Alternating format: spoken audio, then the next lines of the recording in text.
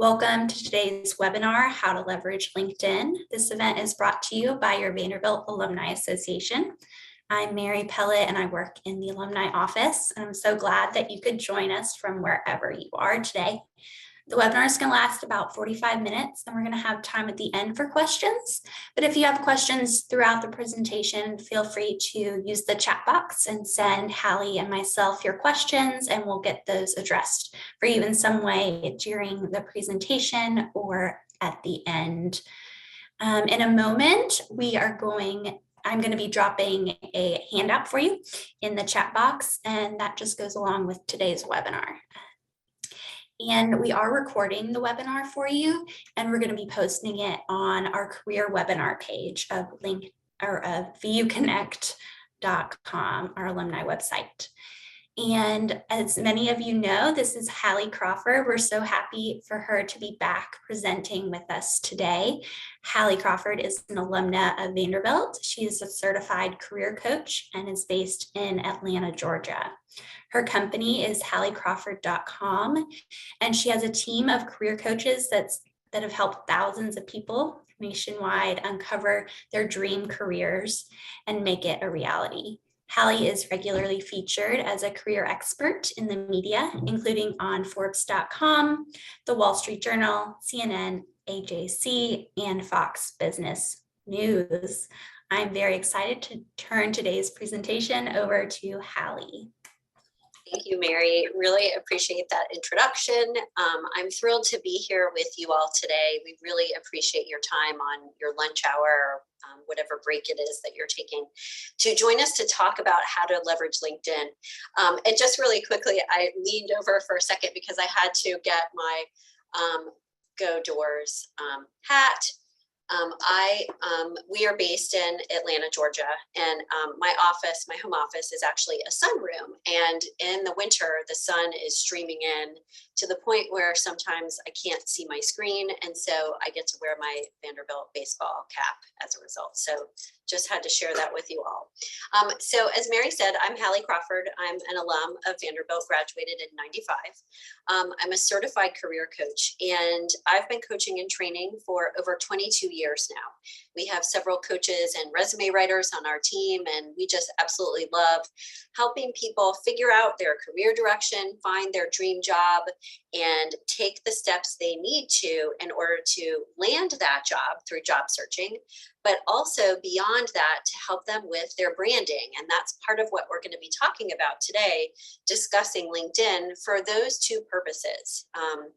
I also have a master's degree from the University of Illinois, and our coaches and resume writers are also certified in different things. And we all absolutely love coaching and doing what we do. And understandably, given everything that's been going on with COVID and all of that, the good news when we're talking about and thinking about LinkedIn today, it's definitely an employee's market, as I'm sure all of you know, with what the media is calling the Great Resignation. A lot of people are changing jobs and reevaluating what's important to them and what they want to have professionally, fulfillment-wise in the long run. So let's talk first about why LinkedIn is so important for multiple reasons. We'll discuss our agenda here in just a moment and dive into our material.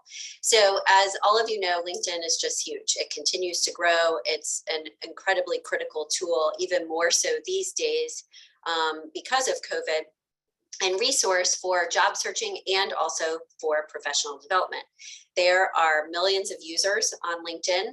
More and more people we're finding, and this is what we want to happen, is that people are active on LinkedIn at least on a monthly basis. Remember in the old days when LinkedIn was newer and we were like, no, I don't check my LinkedIn messages, or someone would message us on LinkedIn and we'd say, no, I didn't see that, or whatever it is. People are using it more frequently. And employers report that up to 80% in some cases of their recruiting is conducted through LinkedIn. So for job seekers, especially, LinkedIn is it's not an option anymore. It's something that you have to be on. Now, I will say that some industries use LinkedIn a little bit less. Education is one of them. And for example, healthcare and physicians in particular don't always use LinkedIn quite as much. But the majority of the time in most industries that you all may be looking at or considering, LinkedIn is going to be a critical tool.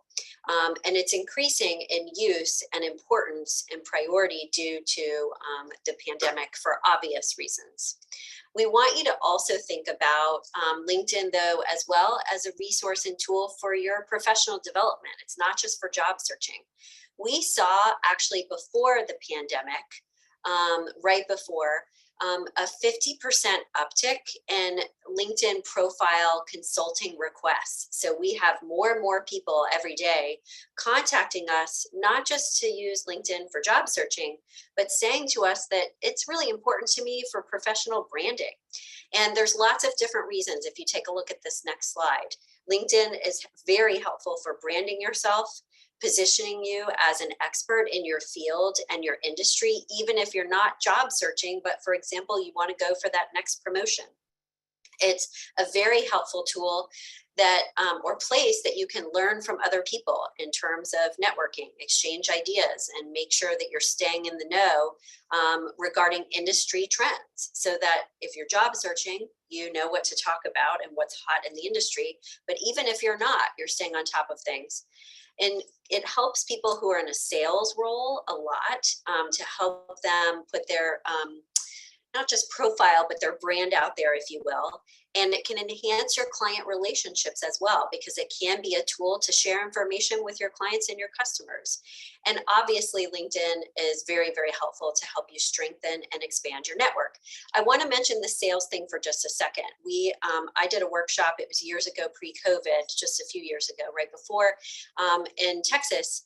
And the salespeople at this particular construction, financial, lending, advising organization, they told me that before a potential customer would speak with them, they could tell that that person would always be going to their LinkedIn profile first before they would take that salesperson's call. So in a lot of ways, again, it's not just for job searching, it's critical for a lot of different reasons. So here's our agenda for today. It's going to be short and sweet. We're going to talk about 3 basic things: your profile, how to not just create it, but leverage it more effectively, and kind of the different types of content you can put on there to help you stand out from the crowd. We'll talk second about making connections and how to handle those effectively. And then finally, sharing valuable information, because I think in the past, it was more about, am I on LinkedIn or not? And is my profile good or not? And these days, we're getting much more into and advising our clients that we want them to be sharing information with their network a little bit more and posting updates, et cetera, because again, that can help you stand out in front of your network and from the crowd as well. Just as a quick reminder, couple of admin items. Reminder that this is being recorded today and it will be available to you all afterwards, and Mary can reiterate how that will happen at the end today. We are going to have time for Q&A at the end. And if anyone would like a copy of the PowerPoint slides as well, we're happy to share those with you. You would either go to this web link, and I will see if I can copy that in there as we go today in the chat box, or you can just email us at admin@halliecrawford.com and we will get you the slides so that you don't have to frantically be writing everything down. All right. Let's talk first about the 3 essential steps or things that we're going to be talking about today. And the reason why I bring up this slide for just a second here is that LinkedIn, just like anything else, it's always changing. There's new features all the time. They switch things up. Mary and I were talking about this at the beginning, how that happens with GoToWebinar, et cetera, and Zoom. So take LinkedIn step by step and don't see this as a one and done, and then I'm done with it and that's it type of situation. You want to see your LinkedIn profile as kind of a living, breathing, organic process of continually updating it and using it on a regular basis and making changes. So when we're talking about your profile, obviously your picture, Your brand is really important. And we also want you to be thinking about search engine optimizing. That's what SEO means, your profile as well. But you constantly want to be evaluating that. Am I using the right keywords in my header and in my about section? And is my skills section at the bottom, does it have the right list of skills? And are the top 3 skills that I have the ones that would be most important to my network or prospective employer? The second thing you want to be thinking about after you work through that is connections that you have, making new ones, how to deal with the requests that you have. We had a lot of questions actually submitted in advance about what if a lot of the people in my network, I don't know them. What do I do about that? So we'll get to that in just a little bit, how to ask people for help. And then your third step over time, again, go step by step because we know this can be overwhelming, is to think about like writing articles or participating in groups a little bit more and sharing posts, because those are the things where you can start to get a little bit more engaged with LinkedIn and again, put yourself out there a little bit more. If we could go ahead and do this first poll, Mary, that would be great. Hopefully we have the poll set up. I forgot to ask you about that at the beginning, but we are curious first, how many people on the call today have a 100% complete profile? And as most of you have probably noticed, at the top of LinkedIn, it's now starting to show you step by step on like a bar at the top if your profile is 100% complete, and it's prompting you now about what else you can add.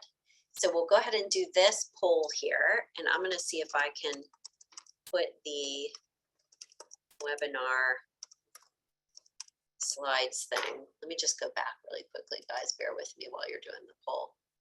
This webinar dash slides, that's what I thought. Okay, good. So the link to download the slides is afterwards is in here. And then Mary, if you don't, oh, I can see the results. That's great. Sometimes I can't see them. So we've got 71% say they do not. Thanks for being honest. And obviously that's why you're here. So it's perfect timing. And 29% say they do have a complete profile. So thank you all for sharing with this poll. Please know if it's not completely complete, obviously you're not alone. And I feel like with LinkedIn, because they keep adding more and more to it and making changes, that, you know, getting to have a 100% complete profile, it's definitely a work in progress. So let's talk first about your profile in general and a couple of things we want you to be thinking about to help you stand out. So obviously we want you to have a photo and a headshot. In the past, we would have people ask us if they can get away without it. Bottom line is, no, we don't want you to not have one. We realize that in some cases there is ageism out there and people might be concerned about different issues related to that and putting a profile shot there. But it's better to have something than nothing, because if you look on this slide here, you're more likely to get a message, your profile will get viewed more frequently, and people can connect with you more if you've got a headshot. The second thing we want you to think about, in addition to your photo, and remember that you want your headshot to be professional looking, have a clean background. You've got, you know, professional clothes on, obviously hair done, all of that jazz. Don't do it to the side. We want you to be looking kind of straight on. And by the way, too, if you need a new headshot, we don't feel like you have to hire a photographer necessarily. Apple iPhones are great these days, so you can just do something at home. But if you're in sales or any customer service type of role, or especially if you're job searching right now, the other thing we want you to consider is adding an introductory video of yourself. You can host it on YouTube and just put a link in there inside of your About section. You could include your elevator speech and a very brief career history, kind of like you would be answering the question in an interview. Tell us about yourself. Or if you're not job searching, a background about your company or your organization and what your expertise is. So we want you to up your game a little bit and consider also adding some sort of video. We like it when there's a video with kind of some slides. We want you to keep it very, very short and sweet because people just don't have a huge attention span anyway. We want you to keep it kind of like an elevator speech-ish length. But adding a video, again, can help you stand out from the crowd in a lot of different ways. And it's easy to just record that using, for example, Zoom, and post it again on YouTube and put a public link out there. When we're talking about photo and video requirements on this next slide, we talked about this a little bit already. Make sure it's clean, contemporary looking, etc. You want to make sure. We've had a few clients that have come to us in their headshot, they're way too serious, and it's a good idea to have it be warm and friendly, especially these days since we're all working from home or a hybrid model, etc. And we've just gotten used to that kind of thing. The second thing we want you to think about too, though, to help you stand out, that is listed on this slide, is now most people are at least considering or starting to add what we would call like a branded image behind your headshot as a banner. And on the next slide, we'll show you what we mean by this. Your branded image could be your company logo. It could be a nature scene or a city skyline of where you live, as long as it doesn't kind of compete with your headshot. And we really like it when people brand that banner behind their headshot. And we'll show you the example here. So this is an example from one of our clients that our resume consultant created for her. She does these all day long for people, and they're incredibly good. We love them. So it's a great example on the left-hand side of the right kind of headshot that we want you to have: professional, warm, friendly, et cetera, et cetera. But what we're talking about here too, and we'll get to the second bull here in just a moment, is it's a great idea now, again, to stand out and sell yourself effectively, to have a branded image or banner behind your headshot. This is something that you can update pretty easily or put just an image easily into your profile. But what's cool about what our LinkedIn expert does for people is she comes up with like a good tagline for who you are as a professional and why someone should either hire you or work with you. And also she'll put, the right type of, like, there's a tagline here at the bottom if you see this, and also not just your job title, but something that stands out that explains to people quickly and easily who you are. This woman is in veterinary medical pharmaceutical sales. Basically, she works for Boehringer Ingelheim. And we're curious here for our next poll, Mary, if you could go ahead and launch that. How many people have actually what we would call a branded banner? So not just the picture behind your headshot, but something that's branded that sells you effectively, because we really want you to consider this and start to think about it and work on that. We do offer this service with search engine optimization for $125. You can just email us if you'd like information about that. I'm happy to chat with you about it. But two things we want you to be thinking about here is visually how you can get people's attention and sell yourself effectively. So thanks for completing the poll. We've got 100% do not have this. So this is definitely something we want you all to consider, because as you start to look out there at people's LinkedIn profiles, you'll see that people are starting to create this kind of branded image. And again, it really, like, an impression is split second, right? It can really help make that good impression in someone's mind, prospective employer or otherwise, about what you bring to the table, okay? With your profile, we also want you to make sure a couple of things here listed on this slide, that your contact information is all listed there at the very top. So make sure that your phone number is there, your email address. Make it easy for people to reach out to you, not have it hidden and hard for them to contact you. Remember that you can customize your URL, and there's a way to do that at the top right when you log into your profile. You can make it a little bit shorter, include your name, and have fewer numbers so it's not kind of gobbledygook all over the place. I think mine is just Hallie Crawford. And then remember to, with your LinkedIn profile link, once you've got that customized URL, you want to add it everywhere to your email signature line so people see it right away every time you email them. Especially for job seekers. You want to add text only of that URL to your resume and your cover letter header. We have heard from our resume experts that if you put live links in your resume, sometimes that won't get past those applicant tracking system scanners. So we want you to just put that text only in there. But again, you want to put your LinkedIn everywhere so that people can find you that way as well. And it's easy for them to do so. They're not having to hunt for you online and maybe find the wrong person's profile. When you're thinking about your profile, we also want you to be considering, and this is a really important section of it, obviously, your about section as well. So take a look at the right-hand side of this slide here for a second. We really want you to make sure that not just your branded or your image at the top brands you, but your about section does the same as well. When you think about a brand, your personal brand basically is supposed to represent or explain and communicate the value that you deliver to the customers that you're serving, or the job that you're applying to, for example. Too many people don't have a really effective, good brand. Less than 15% of business people or professionals really have a solid and defined brand, and less than 5% are consistently living by that brand. So LinkedIn is a really good place to start working on that so that you're putting it out there a little bit more. When you're working on your about section, this is basically where kind of your branding statement or your elevator speech would go.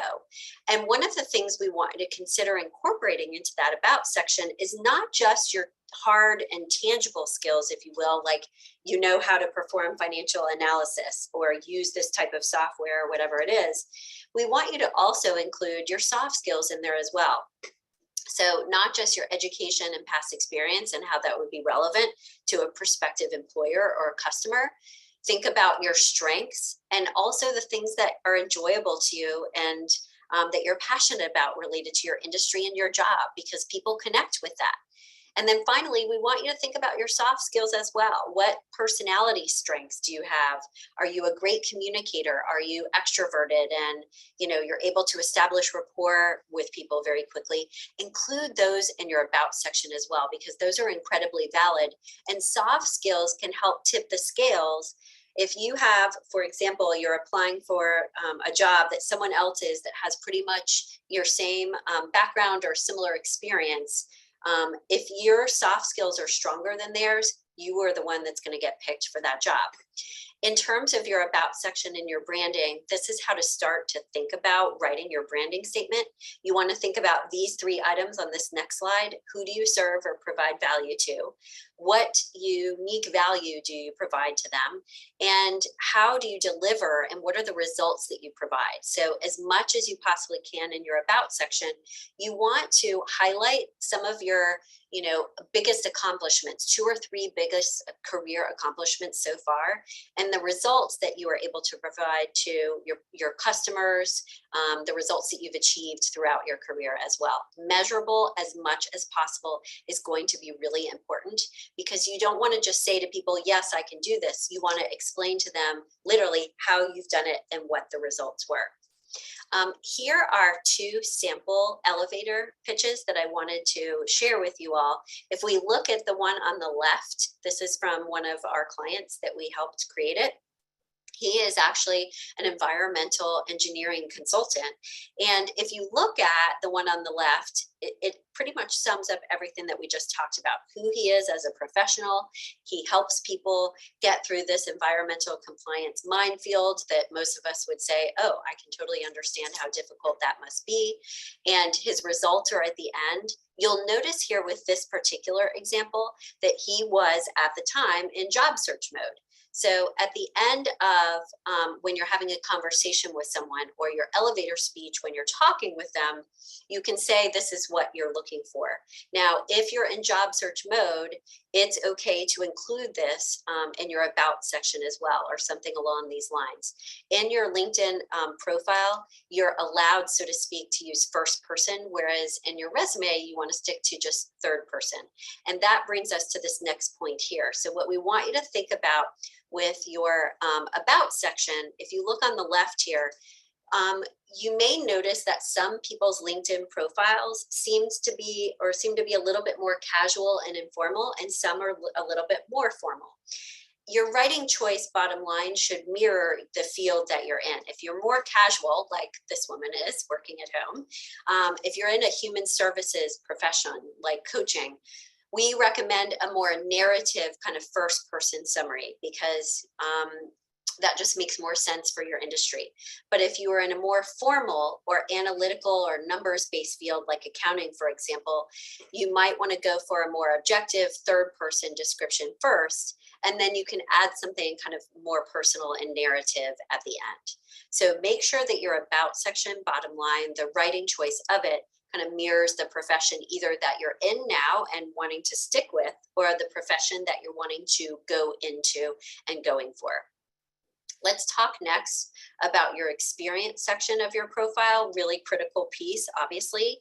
We want you to list kind of, because one of our questions here actually that we had before the webinar today that was submitted is, how is my LinkedIn profile different from my resume? You want your LinkedIn profile to be like a teaser to your resume. You're not going to have as much maybe information on your LinkedIn profile.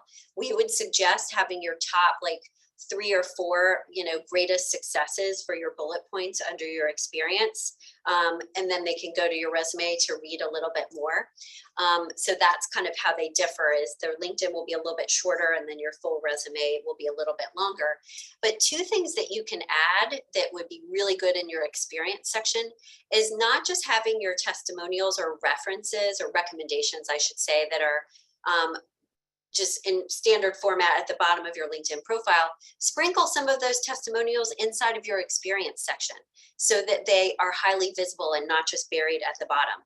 And the second thing that we would encourage you to include too is artifacts as part of your past experience that they can download or view as a PDF. So articles, blogs, graphics, charts, PowerPoint presentations, things that you presented or projects you worked on, because that again can help your experience stand out a little bit more and make it a little bit more interactive, appealing for people to read, and also see things in a different way based on your experience and what you have to share. In terms of your profile, kind of final thought here, and then we'll go to step number 2. As you're finalizing it and working on it, and remember, we say finalize, but it's kind of a living, breathing document we want you to check in on regularly.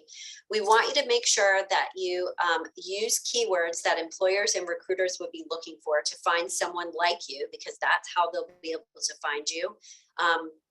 When your I want to be viewed by employers and recruiters box is checked in your settings.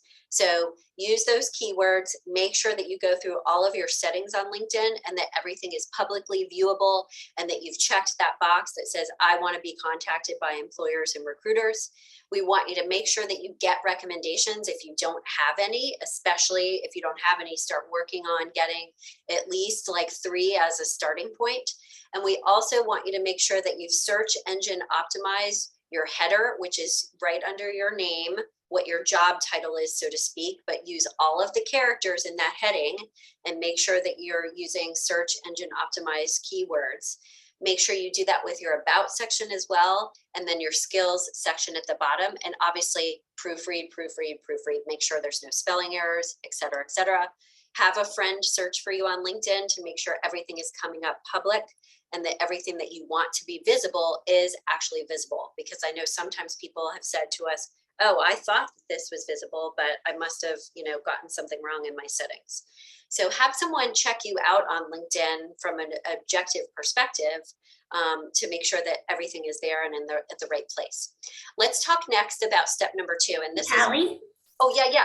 Yes, we had a question come in that really related to this step 1. So I wanted to see if you could answer it now. I see it. So it was, how do you recommend differentiating what you put in your headline versus the summary of your profile? Yeah, so the headline is going to be the most important keywords that you, thanks Mary for interrupting me. That's going to be the most important keywords that you want a prospective employer to look at. So for example, it's your current job title or the job title you're going for, but you might also say like, leadership coach or mentor or whatever else is going to be really important for the jobs that you're wanting. And then the summary in your profile, you can reiterate some of those things, but obviously your summary is going to be a lot longer in the about section. So the most important keywords that you want someone to think of you, like this is your brand, these are the 2 or 3 adjectives you want them to know about you. Those are the things that you're going to put in the headline. Okay. And you also want to think about in the headline, that's a big place where an employer or recruiter who's using LinkedIn to search for candidates, those are the keywords they're going to be searching for. in your headline too. So you want to make sure those are in the right place, or the right ones, I should say. Great question. Thanks for asking. Let's talk about step number 2, making connections. We've still been told by recruiters, employers, etc., that they like it when people have more than 500 plus connections, because that person looks like they are well networked, they care about their professional development, et cetera, et cetera. So we want you to expand your network and start working towards that goal of 500 plus connections. Go ahead and start with people you know. Literally go through your phone and add everybody that seems reasonable for you to add. Join your Vanderbilt alumni LinkedIn network, or group, I should say, on LinkedIn, because there's going to be people there that you're going to want to connect with to do informational interviews with, etc. Look for coworkers, friends, family, volunteer connections, even connect with industry leaders so that you can follow them and learn from the posts that they post on their feed, etc., etc. We want you next to branch out to people you'd like to know. So influencers in your industry, university alumni, we already said. We want you to join LinkedIn groups, maybe 1 or 2 of them, not too many, but start to find some LinkedIn groups, because this is a great place to start to expand your network. And if you're looking to change into or move into a different industry or career path, this is a place, it's almost like an association where you can find people who work in that industry and kind of pick their brain a little bit, or set up a time to chat with them. So professionals that you meet in LinkedIn groups are kind of good places or people that you can connect with as well. And by the way, as you move towards your 500 plus number of connections, it is okay to accept connection requests from people that you don't necessarily know, as long as they don't look like stalkers or scary or whatever it is. If they look reputable and it makes sense for you to do so, go ahead and do that. Now, after you've gotten to that 500 kind of bar of connections, you can start to be pickier at that point. That's fine. But we want you to, it is a little bit more of a popularity contest on LinkedIn these days, although I know it didn't start out that way. And I know that they say too, we don't want you to connect with people unless you know them. People aren't following those rules as much anymore. In terms of making connections for job seekers, there are some specific examples or advice steps we want you to take that will help you with your job search. Following companies that you're interested in on LinkedIn is a good one. Obviously, you want to set up job alerts, but a couple of other things that are in our LinkedIn guide, and a lot more there too.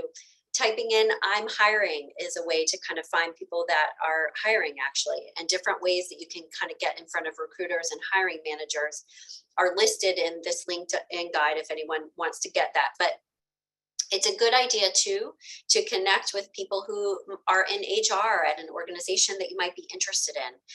Look for people who are in talent acquisition at that organization, or maybe even the hiring manager, and take a chance, message them to express interest. See if there's a fellow Vanderbilt alum first that works at that company, and see if you can get an introduction that way, obviously.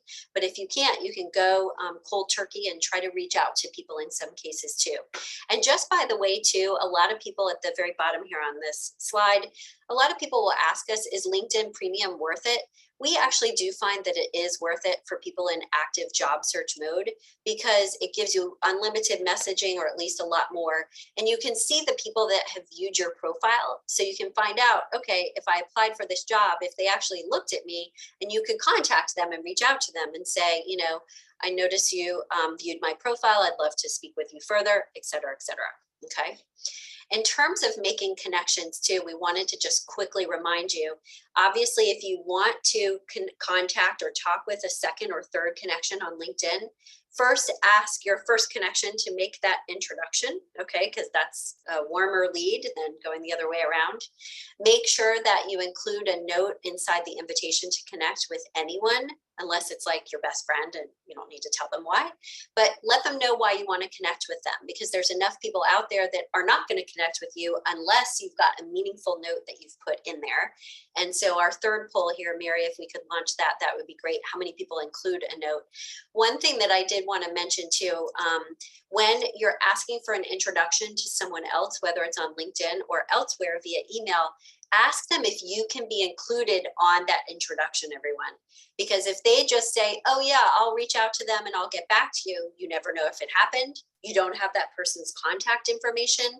It's better to say, thank you so much for that introduction. Would you mind if you send us both a message together so that I may follow up on that connection afterwards and take that burden off you, so to speak. But the good thing for you is that then you've got their contact info. You can follow up. The ball is in your court. All right, good. So the majority of people, which is kind of what I guess for our poll here, 75% do include a note, 25% don't. Remember, we want to err on the side of including a note with that connection. And remember, we want you to ask for that introduction to both of you, okay? That enables you to have their contact information, and the other thing too about that is if they put you on that, there's more accountability because they know that you've now seen that message as well, okay? When you're sending a message to someone or an email, remember that your subject line or the very beginning of that note is going to be critical as to whether the person is going to open it or keep reading it. So if you look here on this next slide, the one thing I wanted to say from here is say that you're a fellow Vanderbilt alum in the subject line or right away in that note so that they'll be more likely to read it and not think that it's spam. I don't know about you all, but I get sales messages all the time now on LinkedIn. And so I'm much more, I go through my messages very quickly and much more cut and dry about who I'm going to read and who I'm not going to. So make sure that up front, they're going to be more likely to read it, that you say, Vanderbilt alum, et cetera, et cetera. A couple of questions we had that were submitted in advance as well is like, how often do I stay in touch with my connections? We want to say at least monthly. You want to have like a little networking session for yourself where you reach out to people and connect with them or like send them an article or, just touch base with them, if you will. And on this right-hand side of this slide here are things that you can say like, hey, I read your article. I wanted to share this with you. I appreciate your viewpoint, whatever. There's lots of different ways or reasons we can kind of make up a reason to reach out to someone. Happy holidays, etc. How are you doing? So when you're sending a connection request, these are some things that you can say kind of cold turkey, but also there's lots of different things you can say. I wanted to share this article with you, or I recently read this book and I thought this would be helpful for you. Now, I just said a moment ago, making networking a part of your monthly schedule. And here on this slide, I know I say weekly. There's a difference. If you are in job search mode actively, it needs to be weekly and almost daily. If you're not in job search mode, you can move more towards the monthly or bi-monthly, okay? But a couple of things here, you wanna make sure you're responding to your messages on LinkedIn in a timely fashion. You wanna make sure that you're joining and being active in LinkedIn groups. You can ask them questions about your job search. You can connect with them and make sure that you use like LinkedIn notifications for achievements, things that you've accomplished. And writing recommendations for other people as well. Just by the way, as we're talking about LinkedIn groups here for a moment, we've had recruiters tell us that when they are looking for new candidates, they will look inside their LinkedIn group for that particular industry first to find people, because that's a narrow pool of people. And those people obviously care enough about their networking in their industry to be part of that group. So little tidbit there. When you're thinking about LinkedIn groups, obviously you want to look for ones that are industry specific. They're very active. You can note people who are most active in those groups and connect with them and ask them if they would chat with you for a few minutes to get any ideas about your job search, for example. So you can set up video coffee chats or phone calls with people for informational interviews to learn a little bit more about the new industry that you want to get into and how to put your best foot forward in your search. And LinkedIn groups are a great way to make those new connections. Remember that we have this, especially for LinkedIn premium users, there's this who has viewed my profile feature. We like this because you can use this feature to make new connections. You can identify who the hiring manager is after you've applied for a job, maybe if that's the person who's viewed your profile. You can follow up with them about your application. And one of the other things that we've had our clients do to kind of creative ways to stand out from the crowd a little bit more is to send the hiring manager or talent acquisition person a list of the job requirements and your relevant qualifications, kind of like a side-by-side list or table, if you will. And we've had other clients send like proposals to those people too, to get their foot in the door, to show them how you would think and how you would approach a specific project if they hired you. There's a lot more advice like this in our LinkedIn guide. Specifically, I would say this is more for job seekers. Just FYI, just email us at admin@halliecrawford.com if you want to know more about that. And as we start to get to our Q&A portion of our time today, let's talk a little bit more about sharing information with your network. Now, I know not all of us are wanting to sit down and write articles like every single day. So we know in some cases for people, this may seem like a big ask, but starting to at least put short blurbs out there about an article that you read, a resource that you found, and your opinion on it, or even just a very short article asking your network a question can help you stand out and build credibility and establish your brand a little bit more. So we do encourage you to think about sharing information with your network in some way, shape, or form. Participating in LinkedIn groups is another way to kind of share information, get information, and put yourself out there a little bit more. As we've talked about with LinkedIn groups, it would be important for you to participate. And also, we've had clients connect with people who are very active in those groups and make really solid networking connections with those people too. Because people who are in those groups, and Mary, let's go ahead and launch this fourth and last poll here if we could. How many people actively participate in their LinkedIn? I'm sorry, we don't have that one today. Okay, so that was our fault. We probably didn't give it to you. In the chat box, if you all could let us know just yes or no if you participate in your LinkedIn groups, that would be fantastic. But what I wanted to say about this too is that LinkedIn groups automatically have people that want to network or more likely to want to network with other people. So please don't be shy about contacting and reaching out to people within those groups and asking them if they would be willing to chat with you for a few minutes, or asking their advice on, hey, do you think I should add something like this to my resume or whatever it is? Because again, if they're in there, especially if they're actively participating, they're more likely to respond to you. So far we've got the majority saying no, and that's okay. Just by the way, most of our clients, when they first come to us, they say, I forgot what groups I'm even in, or if I'm in any group. So we get it, it's a process. So consider this, especially if you're in job search mode. And then finally, as we're thinking about sharing information with your network, make sure that you don't post too often. There may be a few people out there, less so probably than the others, that you're not sharing too much, because then people will start to just tune you out. Make sure that if you are sharing resources, articles, books, etc., a class you took that are truly interesting to you, and if you are sharing something from someone else or somewhere else, make sure you put a few sentences in there about why it's appealing to you or why you think it's helpful. And then remember too that you can also share artifacts like charts, graphics, a PowerPoint presentation that you recently presented at a virtual conference, whatever it is, lots of different things that you can share information with your network to, again, stand out from the crowd, whether it's job seeking or otherwise, okay? Like a graphic design portfolio, for example. All right, so I'm keeping track of the time, and I know we've got some questions that came in. So I did just want to share really quickly. I know some of your questions may be very specific to your situation, and we may not get to everyone's question today too.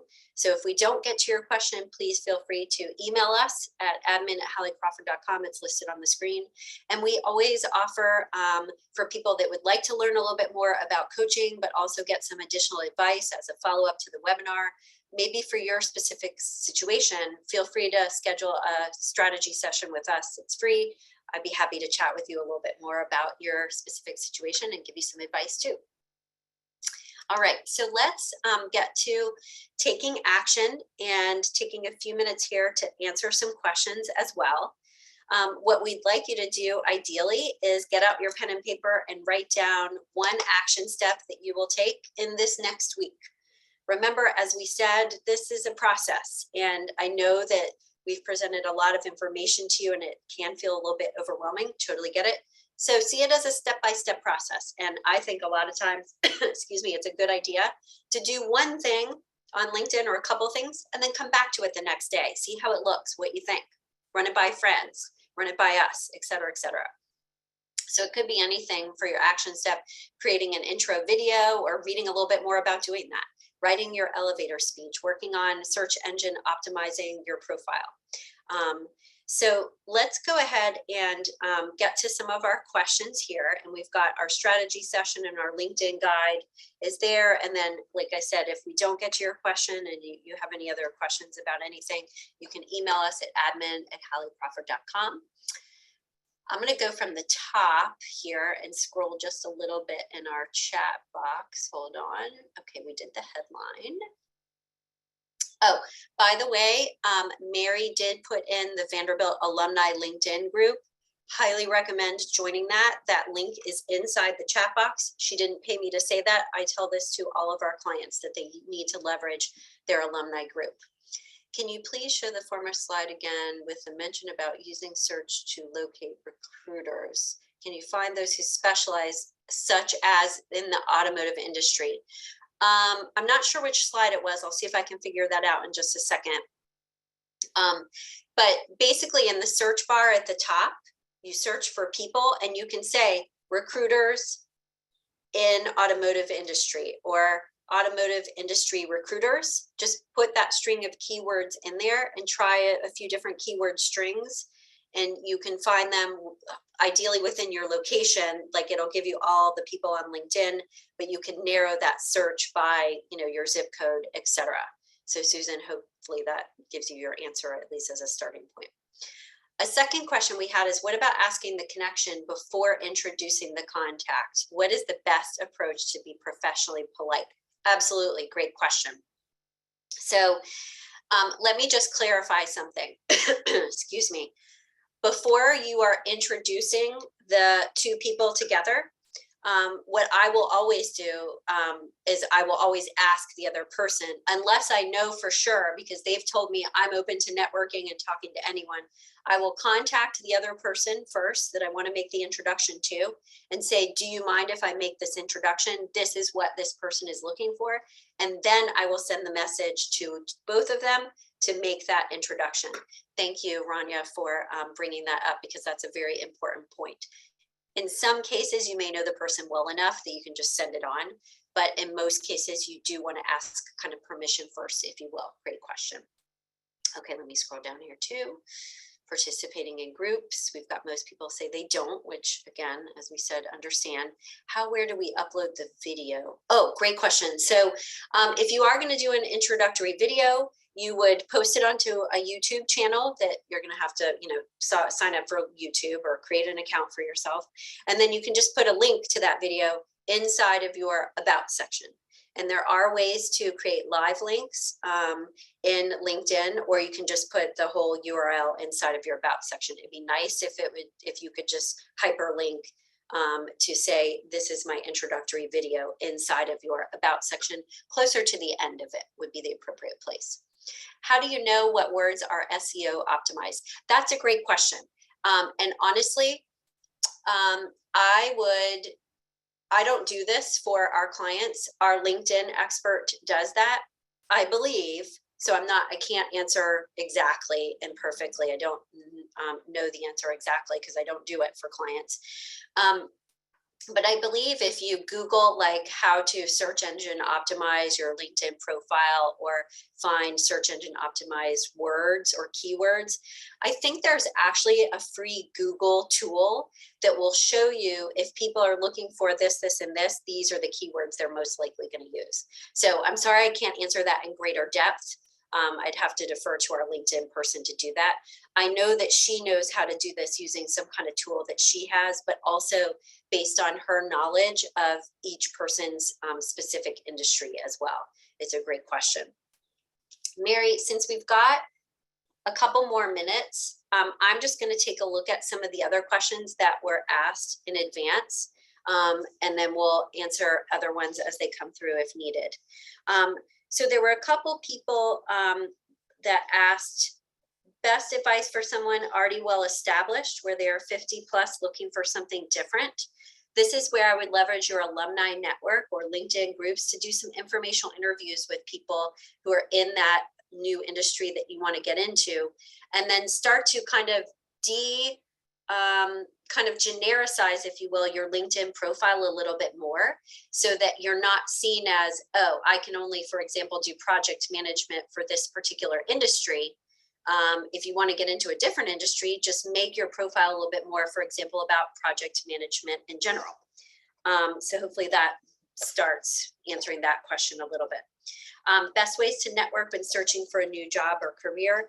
Again, I would look at LinkedIn groups, but I would also look at industry specific associations that are local in your area, because they may be having some in-person networking events too, and maybe they'll have online ones. So industry specific associations are really good to check out as well.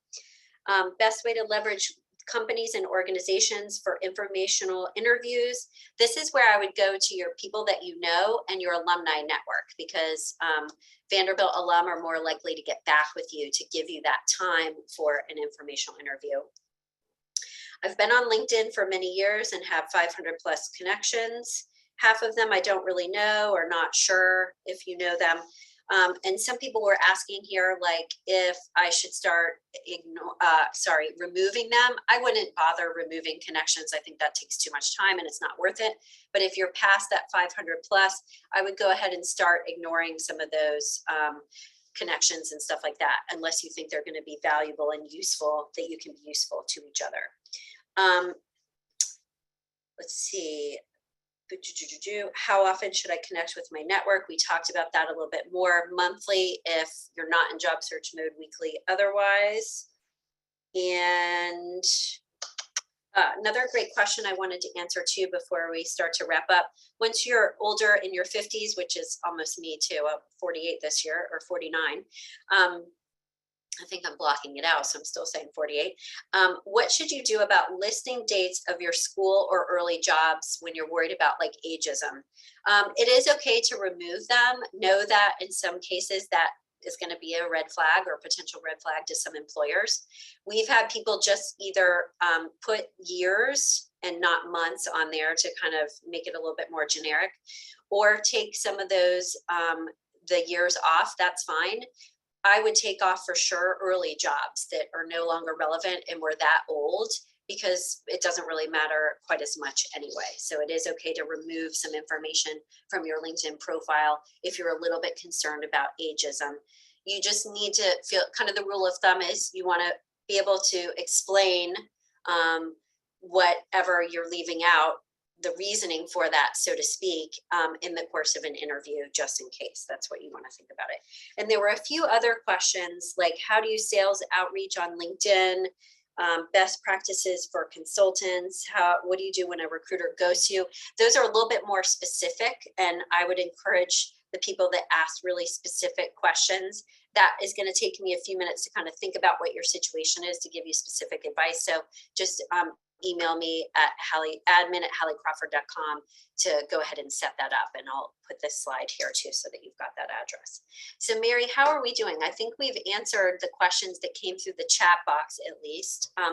I need to skedaddle here in just a second. I really appreciate your time, everyone, and we truly hope this was helpful for you.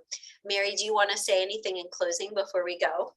Sure. Thank you, Hallie, so much. I am putting a survey in the chat box. We'd love for you to fill that out, share any feedback you have, or anything that you want us to cover in a future webinar. We'd love to hear what you need, because we're here for you as your alumni association.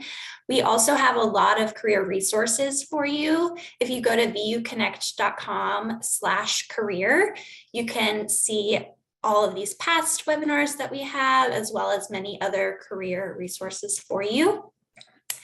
And then also Hallie has a career or a LinkedIn bootcamp coming up. So you can also find out about that on our website. There is a link to sign up for that. It's starting February 1st. So feel free to email us or her about that, or just sign up online. And thank you again for coming today. We really, really appreciate you coming, and hope you have a wonderful rest of your day, and Happy New Year.